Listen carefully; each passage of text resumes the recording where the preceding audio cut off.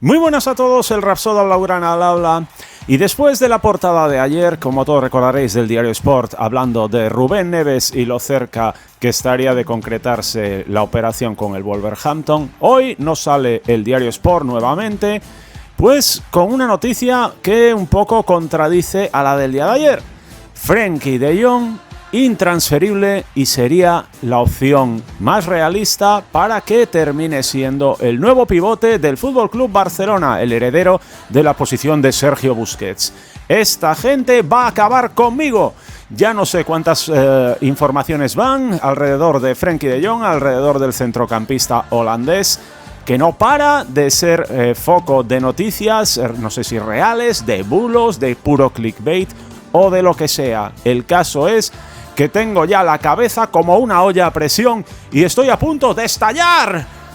Y es que esta nueva noticia nos habla de que, bueno, ante la imposibilidad, o más que probable imposibilidad de fichar al heredero de Sergio Busquets que pretende Xavi Hernández, que como todos sabéis, según dice la prensa, es Zubimendi, 60 millones de cláusula de rescisión, una cantidad que parece totalmente fuera de nuestro alcance, Xavi Hernández habría decidido apostar de manera definitiva por Frenkie de Jong como ese pivote y que el futuro del Barça podría pasar por un Frenkie de Jong por delante de la defensa, acompañado delante suya de Pedri y de Gavi. De esta manera, el nuevo objetivo en materia de refuerzos podría ser pues un futbolista que jugase en esas posiciones, la de Pedri o la de Gavi, y ahí entrarían nombres como el de Rubén Neves o el de N'Golo Kanté. Bien, y lo que yo quiero expresar en este vídeo, pues es mi opinión definitiva y sincera y de una manera quizás más extensa de las posibilidades de Frenkie de Jong, a mi modo de verlo y de entenderlo, de ser ese jugador para esa posición.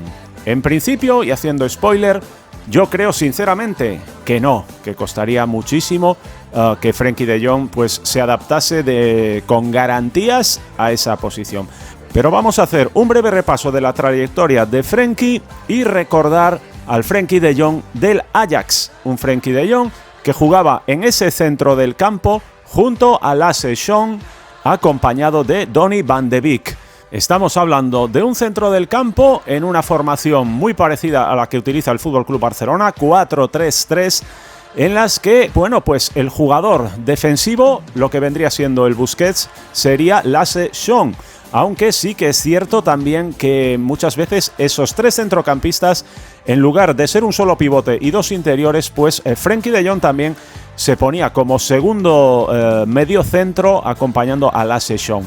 Y yo creo que la clave del gran rendimiento que dio Frenkie en el Ajax, donde se hizo pues un futbolista de élite y un futbolista llamado a ser uno de los mejores centrocampistas del mundo, fue justamente la presencia de Lasse Schöne como guardaespaldas del centrocampista holandés para que pudiese explotar todas sus virtudes.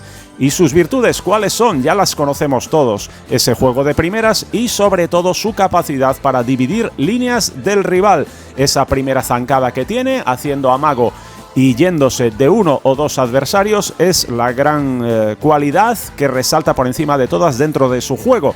Y con la presencia de un futbolista como Lasse Schöne a su espalda, lógicamente, pues puede hacerlo sin temor a perder balones por el miedo que entraña pues el riesgo que asume en su manera de jugar. Para ejecutar este plan en el Barça, lógicamente, pues tendríamos que fichar pues a un nuevo Busquets, un nuevo futbolista para esa posición, lo que venimos demandando muchos y creemos que es el punto más débil de la plantilla. Estoy totalmente seguro de que un jugador diferente a Sergio Busquets en esa posición, un jugador que dé más empaque al equipo, aunque no sea tan bueno como Sergio Busquets, porque no lo va a ser, fiches al que fiches, no lo va a ser, pero sí que permitiría que jugadores como Frenkie de Jong pudiesen jugar menos encorsetados y desplegar todas sus cualidades. Ahí, claro, entran el nombre de Zubimendi, el nombre de quizás N'Golo Kanté, que aún no siendo un pivote propiamente dicho, sí que es un jugador de un despliegue físico descomunal que podría pues actuar, ¿no? Hacer esa labor que hacía Lasse Schöne. de apoyo, ¿no? De una especie de guardaespaldas, lo que hizo en su momento Edgar Davids en el FC Barcelona y que fue clave, recordémoslo, fue totalmente determinante para el resurgir de aquel FC Barcelona que navegaba en medio de la tempestad en aquella temporada, hasta que en el mercado de enero tuvimos la suerte de encontrar un Edgar Davids que fue fundamental para dar solidez y empaque al equipo y que Ronaldinho y compañía pudiesen desplegar sin temor todo su potencial. Así que creo que habría que fichar ahí, habría que fichar ese nuevo Sergio Busquets, lo que venimos diciendo siempre, ¿no? La otra opción, apostar por Frenkie de Jong por delante de la defensa. ¿Qué podría hacer Frenkie en esa posición? Bueno, ya lo hemos visto, ¿no? No es la primera vez que lo hace. Y ahí, evidentemente, el FC Barcelona gana muchísimo en la salida de balón, sobre todo cuando Frenkie de Jong arriesga de lo lindo y es capaz de dividir líneas. Ahí, evidentemente, generamos unas superioridades en el centro del campo tremendas. El problema, lógicamente, viene en la faceta defensiva. Estamos hablando de un Frenkie de Jong que para jugar en ese puesto en solitario, pues lógicamente tendría que añadir un sacrificio que él de manera natural pues no tiene, ¿no? Una actitud mucho más agresiva, mucho más competitiva de la que de momento carece, y es algo natural en él, no es fácil que la pueda adquirir. Además de eso, también es un jugador que tiene muchas veces lagunas de concentración. Me refiero sobre todo a esas acciones, pues cuando el rival le encima, ¿no? Cuerpea con él y le acaba quitando el balón, a lo mejor derribándolo con cargas legales o ilegales que el árbitro no pita, y Frenkie de Jong, lejos de volver atrás para corregir, pues muchas veces se queda como haciendo aspavientos o quejándose con el árbitro.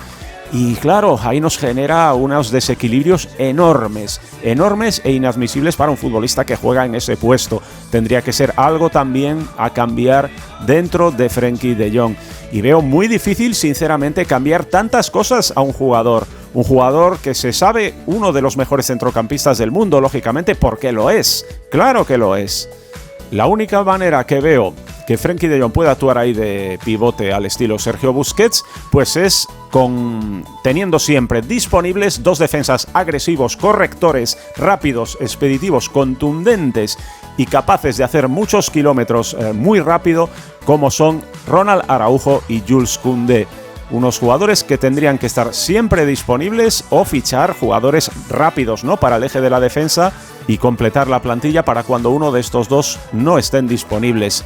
Algo que no es fácil, lógicamente, no es fácil en el estilo de juego del Barça aunar el criterio con el balón a la hora de sacar el mismo jugado con tener esa velocidad y esa contundencia y agresividad.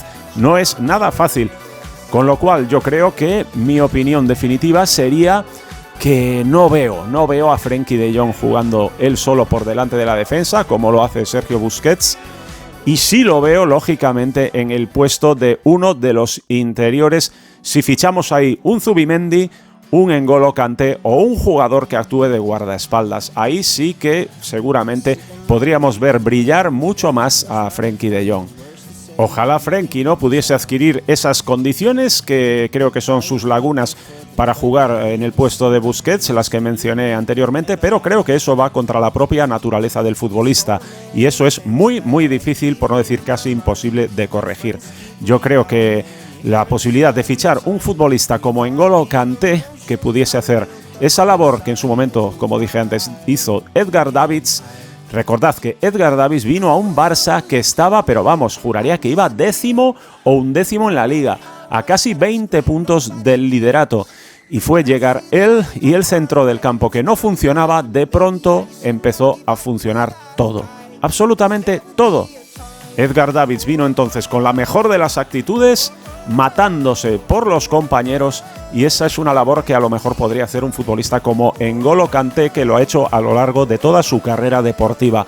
Ahí sí, seguramente Frenkie de Jong brillaría justo a su lado o por delante de él.